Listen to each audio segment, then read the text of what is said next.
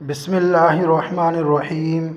حضرت عبداللہ ابن عباس رضی اللہ تعالی عنہما سے روایت ہے، نبی کریم صلی اللہ علیہ وسلم نے فرمایا، اگر میں اپنی امت میں سے کسی کو اپنا خلیل، سب سے گہرا دوست بناتا تو ابو بکر کو بناتا، لیکن وہ میرے بھائی اور میرے ساتھی ہیں۔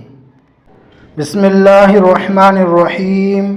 حضرت عبداللہ ابن عمر رضی اللہ تعالی عنہما سے روایت ہے، نبی کریم صلی اللہ علیہ وسلم نے فرمایا، بے شک اللہ تعالیٰ نے حق کو عمر کی زبان اور ان کے دل پر جاری کر دیا ہے۔ بسم اللہ الرحمن الرحیم۔ حضرت ابو ہریرہ رضی اللہ عنہ سے روایت ہے، رسول اللہ صلی اللہ علیہ وسلم نے فرمایا، ہر نبی کا جنت میں ایک رفیق ساتھی ہوتا ہے، اور جنت میں میرے رفیق عثمان ابن عفان ہیں۔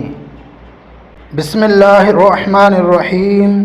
حضرت علی رضی اللہ عنہ سے روایت ہے، انہوں نے فرمایا، نبی امی صلی اللہ علیہ وسلم نے مجھ سے عہد فرمایا تھا کہ مجھ سے صرف مومن ہی محبت کرے گا اور مجھ سے صرف منافق ہی بغض رکھے گا۔